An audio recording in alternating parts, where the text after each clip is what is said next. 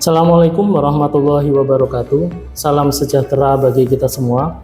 Perkenalkan, saya Muhammad Safrullah Al-Aziz Rosyidi, dosen pengampu untuk mata kuliah Teknologi Pembentukan Bodi Kendaraan dan Pengecatan di Program Studi Teknik Teknologi Rekayasa Otomotif Politeknik Negeri Madiun. Saya membuat video ini sebagai syarat pemenuhan untuk sertifikasi dosen tahun 2026, tepatnya pada unsur penilaian pengajaran. Berikut adalah penjelasan dari mata kuliah yang saya ampu. Mata kuliah yang saya ampu adalah salah satunya Teknologi Pembentukan Bodi Kendaraan dan Pengecatan, yang merupakan mata kuliah wajib untuk mahasiswa semester 2, dan ini menjadi dasar penting untuk kelanjutan mata kuliah praktek di semester 3, yaitu praktek teknologi pembentukan bodi kendaraan dan pengecatan. Bobot dari mata kuliah ini adalah 2 SKS. Mata kuliah ini merupakan pemahaman tentang teknologi pembentukan bodi kendaraan dan pengecatan yang meliputi material, kemudian proses pembentukan bodi kendaraan, proses perbaikan bodi kendaraan, dan pengecatan kendaraan sesuai dengan standar industri. Melalui perkuliahan ini, kita akan bersama-sama mempelajari dan memahami tentang teknologi pembentukan bodi kendaraan dan pengecatan yang banyak diterapkan di industri otomotif. Adapun CPL dari program studi yang dititipkan pada mata kuliah ini adalah mampu memilih dan menggunakan teknik, keterampilan, serta peralatan kerekayasaan modern untuk melakukan perancangan sistem mekanika, elektronika, dan penggerak listrik otomotif. Kemudian CPMK yang dititipkan di mata kuliah ini adalah agar mahasiswa mampu yang pertama menjelaskan konsep dasar pembentukan bodi kendaraan, jenis material bodi diantaranya adalah baja, aluminium, komposit, serta struktur bodi kendaraan. Yang kedua, mahasiswa mampu mengidentifikasi dan memilih metode pembentukan bodi kendaraan, diantaranya adalah forming, stamping, rolling, bending, deep drawing, serta peralatan dan mesin pendukungnya. Yang ketiga, mahasiswa mampu menjelaskan konstruksi bodi kendaraan, jenis kerusakan, dan metode perbaikan bodi kendaraan. Yang keempat, mahasiswa mampu menerapkan prosedur pengecatan bodi kendaraan, termasuk di dalamnya adalah persiapan permukaan, jenis cat, metode aplikasi, serta faktor yang mempengaruhi kualitas hasil pengecatan. Yang kelima, mahasiswa mampu menerapkan prosedur keamanan saat proses pengecatan dan finishing. Yang keenam, mahasiswa mampu menyusun dan menerapkan prosedur pengujian dan pengukuran hasil pengecatan bodi kendaraan. Ya, diantaranya adalah kualitas ketebalan cat, kemudian daya rekat adhesi, dan cacat permukaan. Dalam perkuliahan ini, saya menggunakan pendekatan blended learning yang memadukan perkuliahan tatap muka dan pembelajaran daring melalui Learning Management System atau LMS pada aplikasi SIAKAD dan Edlink yang disediakan di website oleh Politeknik Negeri Madiun. Metode pembelajaran yang saya gunakan antara lain yang pertama adalah ceramah interaktif, kemudian diskusi kelompok, kemudian simulasi menggunakan peralatan praktek.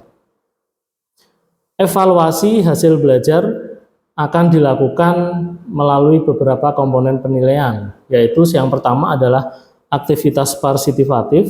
Ini meliputi dari komponen kehadiran, tugas, maupun kuis. Ini dengan bobot 55%. Kemudian yang kedua adalah ujian tengah semester. Ini memiliki bobot 20%. Yang ketiga adalah ujian akhir semester, memiliki bobot 25%. Semua penilaian ini mengacu pada rencana pembelajaran semester yang sudah disusun dan sudah saya jelaskan di awal perkuliahan. Baik, langsung saja kita ke proses pembelajaran yang akan saya demonstrasikan pada pertemuan di minggu ke-9 tentang pengecatan, peralatan pengecatan, khususnya spray gun. Terima kasih. Assalamualaikum warahmatullahi wabarakatuh. Waalaikumsalam warahmatullahi wabarakatuh. Selamat pagi. Apa kabarnya hari ini? Alhamdulillah baik. Sehat ya? Sehat. Oke. Terima kasih ya. Untuk hari ini kita akan mulai pembelajaran tentang mata kuliah teknologi pembentukan bodi kendaraan dan pengecatan ya. Jadi kita masuk ke pertemuan 9, yaitu tentang peralatan pengecatan khususnya spray gun ya. Sebelum kita memulai, marilah kita berdoa dulu sesuai dengan agama dan keyakinan kita masing-masing. Berdoa mulai.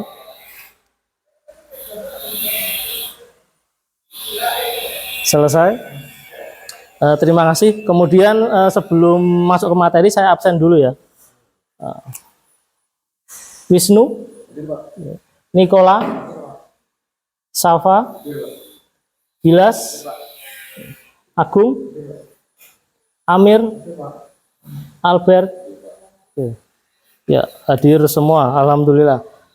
Nah, untuk mata kuliah teknologi pembuatan bodi kendaraan dan pengecatan, ini dia memiliki CPL-nya, yaitu mahasiswa mampu memilih dan menggunakan teknik keterampilan serta peralatan kerekayasaan modern untuk melakukan perancangan sistem mekanika, elektronika, dan penggerak listrik otomotif. Ya. Kemudian untuk CPMK-nya, yaitu mahasiswa mampu menerapkan prosedur pengecatan bodi kendaraan, yaitu penggunaan peralatan pengecatan, terutama spray gun. Ya.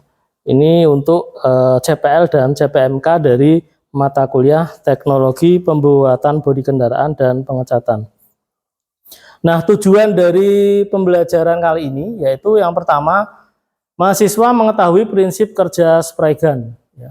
Jadi prinsip kerjanya bagaimana, itu nanti kalian bisa mengetahui.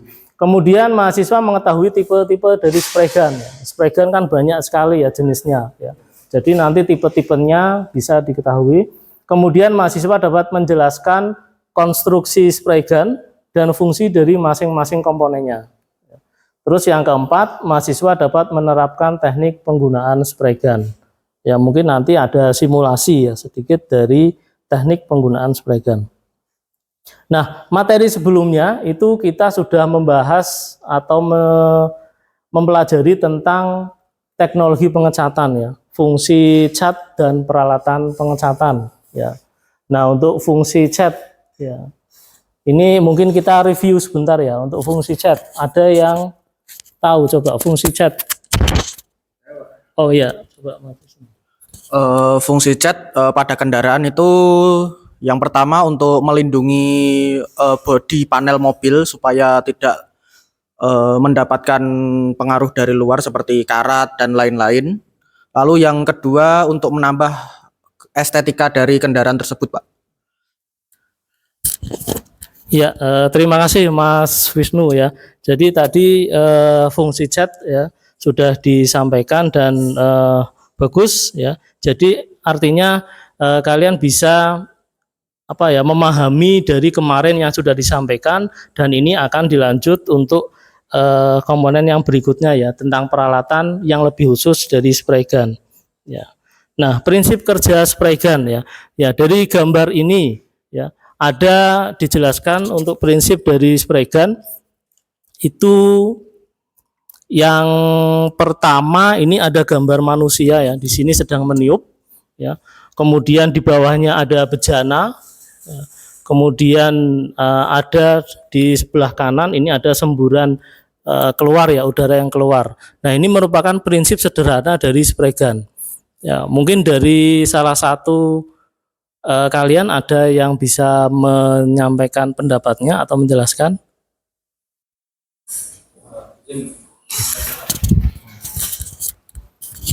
Mungkin dari sepengetahuan saya cara kerja spray gun terlihat pada gambar, yaitu tekanan dari angin yang dihembuskan dari kompresor nantinya itu juga menarik cairan yang berada pada wadah sehingga terhembus keluar berupa partikel-partikel kecil yang nantinya menempel ke media. Seperti itu Pak mungkin. Ya, bagus untuk Mas Agung ya. Jadi prinsip kerja spray gun tadi sudah disampaikan. Untuk manusia itu adalah misalkan adalah kompresornya ya. Jadi tekanan anginnya, kemudian di bawah itu adalah bejananya atau paint cup-nya. Kemudian untuk yang sebelah kanan semburan itu adalah atomisasi dari hasil tekanan angin yang dibawa oleh kompresor masuk ke bejana atau paint cup-nya, kemudian keluar dengan atomisasi dari cat dan udara ya. Jadi spray gun itu dia fungsinya untuk mengatomisasi cat ya.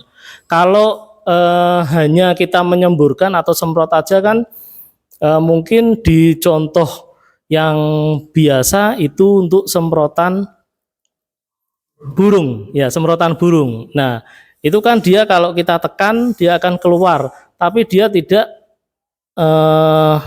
berupa semburan yang halus ya, dia hanya cairan yang menyembur aja. Tapi untuk spray gun ini bisa disesuaikan ya dengan lubang-lubang yang ada pada nozzle-nya ya. Jadi mengatomisasi cat ya. Itu nanti untuk keluarnya berupa partikel gas ya Pak?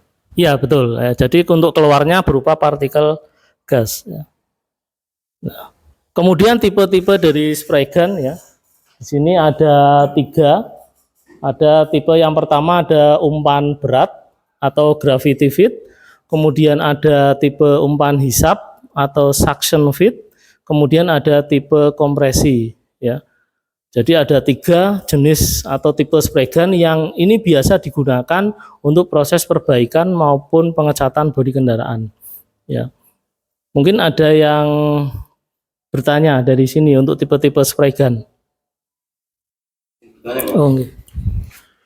Untuk tipe spray gun yang tipe umpan berat, perbedaannya dengan tipe umpan hisap apa ya Pak? Ya, terima kasih Mas Safa untuk pertanyaannya. Jadi untuk tipe umpan berat dan umpan hisap, kita lihat dari kasat mata aja sudah terlihat perbedaan pada bentuk apa? Bejana atau paint cup-nya ya. Jadi bentuk paint cup-nya. Kalau umpan berat, dia paint cup-nya ada di atas ya. Kemudian untuk tipe umpan hisap dia ada di bawah ya. Jadi untuk umpan berat dia memanfaatkan sistem gravitasi ya, sistem gravitasi sehingga benda yang ada atau cairan yang ada di atas karena pengaruh gravitasi dia akan selalu ke bawah ya. Mengalir ke bawah sehingga ini dinamakan tipe umpan berat atau gravitasi ya, gaya gravitasi. Kemudian kalau umpan hisap ya karena dia berada di bawah, nah fluidanya atau cairannya agar dia bisa naik ke atas ini harus dihisap ya, harus dihisap. Agar naik ke atas itu dengan cara dihisap sehingga dia dinamakan tipe umpan hisap ya. Jadi perbedaannya hanya terletak pada paint cup-nya. Paint cup-nya di atas dan di bawah. Ya, itu perbedaan yang pertama. Kemudian perbedaan yang kedua, ya, untuk kelebihan dan kekurangannya ya. Jadi kelebihan dari tipe umpan berat, dia untuk untuk permukaan atau panel yang tidak begitu besar, ya. Tapi kalau untuk umpan hisap dia panel yang luas, ya. Yang luas, untuk area yang luas ya, itu. Kemudian untuk tipe kompresi ini biasanya digunakan di perusahaan atau pabrik-pabrik atau industri otomotif ya, terutama yang di pengecatan kendaraan ya. Jadi dia sifatnya dengan area yang luas dan secara kontinu dia terus-menerus melakukan pengecatan ya. Jadi ini untuk tipe spray gun tipe kompresi. Nah, kemudian kita lanjut lagi untuk konstruksi dari spray gun ya. Jadi konstruksi spray gun sebelumnya ini adalah contoh dari spray gun tipe gravity feed ya, gravity feed ya, atau umpan berat ya. Ini dia tabungnya ada di atas ya ini. Nah, kalau untuk konstruksinya ini kebetulan yang saya berikan slide-nya itu adalah tipe umpan hisap ya. Jadi konstruksinya yang pertama dari atas itu ada air cap ya. Nah, ini air cap ya. Air cap ini dia adalah fungsinya untuk mengatur pola semprotan ya. Ya, mengatur pola ya. Apakah dia polanya horizontal atau vertikal? Ya, ini dengan cara nanti memutar air capnya. Kemudian kalau fluid tip, yang kedua fluid tip ini adalah untuk mengatur banyak sedikitnya cat yang keluar, ya jumlah cat yang keluar, ya itu di nozzle-nya ya, di ujung jarumnya. Kemudian yang sebelah kiri itu adalah skru penyetel fan spreader. Ini untuk menyetel pola semprotan tebal tipisnya. Ya, tebal tipisnya pola semprotan. Kemudian yang kedua skru penyetel fluida. Ini untuk menyetel banyak sedikitnya cat yang keluar. Ya. Terus ke bawah lagi ini ada jarum. Ya. Fungsinya dia untuk menutup dan membuka fluid tip. Ya. Kemudian ada saluran cat, ada trigger. Ya, triggernya ini untuk dia narik, membuka antara gas dan catnya ya. Kemudian ada saluran udara dan skru penyetel udara. Ya. Kemudian terakhir adalah paint cap. Ya. Dan ini adalah beberapa komponen penyusun dari spray gun. Ya. Nah, kemudian teknik penggunaan spray gun ya, teknik penggunaan spray gun. Ya. Jadi di sini kalau digambar itu kan ada posisinya ya. Jadi posisi penggunaan spray gun.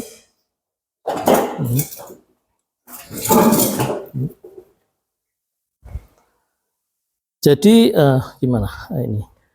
Posisi spray gun ini harus tegak lurus dengan panelnya ya.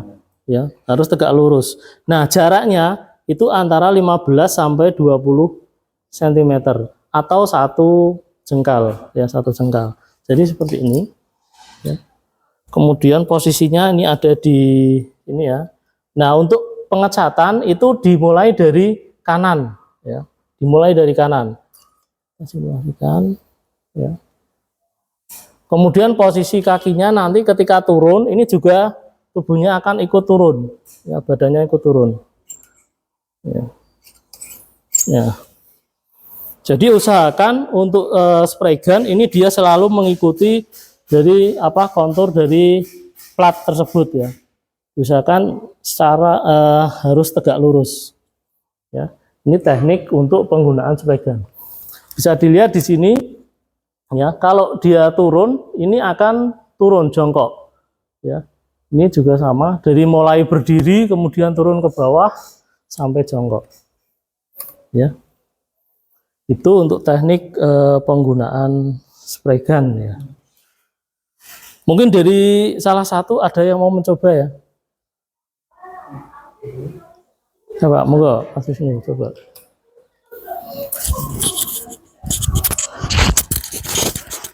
Mengikuti kontur dari panelnya ya. Ya, betul.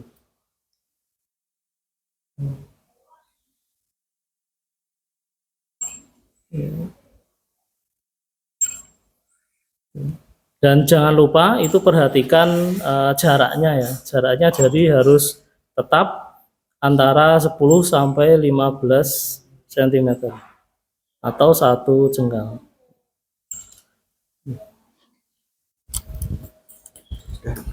Oke, terima kasih untuk Mas Wisnu atas simulasi dari proses teknik penggunaan spray gun.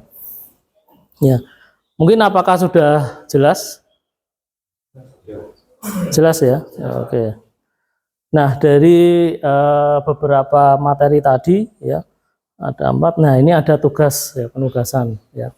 Jadi tugas mandiri ini sudah saya share, itu sudah saya upload di LMS atau di Adlink ya. Nah, detail tugasnya yaitu nanti kalian menggambar konstruksi dari spray gun tipe gravity feed ya, dan sebutkan nama komponennya serta fungsinya untuk apa ya. Tadi yang sudah dijelaskan itu konstruksi spray gun dari tipe suction feed ya, umpan hisap.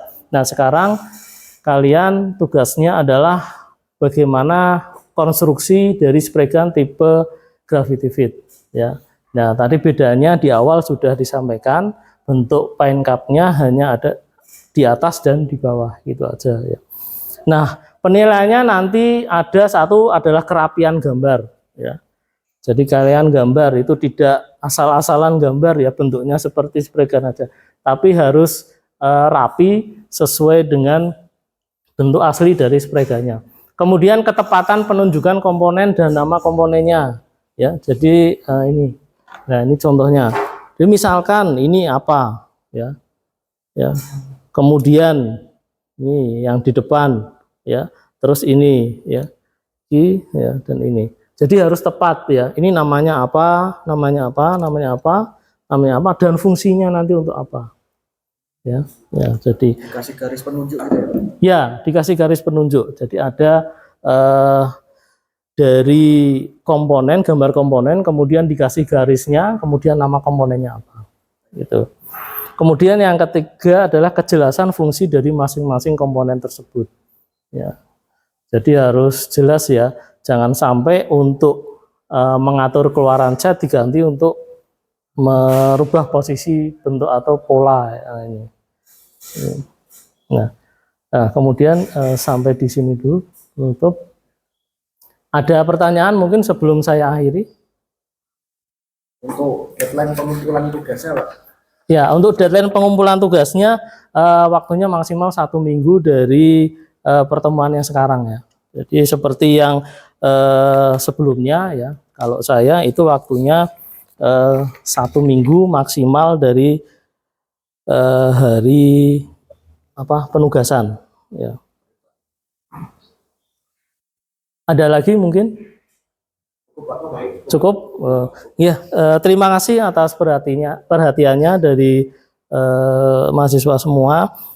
Mudah-mudahan dari yang tadi saya sampaikan itu bisa bermanfaat ya, menambah ilmu ya, menambah pengetahuan untuk kalian dan bisa bermanfaat nanti setelah selesai ya ke depannya. Dan tentunya ini bisa menjadi pegangan kalian untuk praktek ya pada semester 3 yang akan datang ya, semester 3. Ya, terima kasih. Kurang lebihnya saya mohon maaf. Assalamualaikum warahmatullahi wabarakatuh. Waalaikumsalam warahmatullahi wabarakatuh. Terima kasih.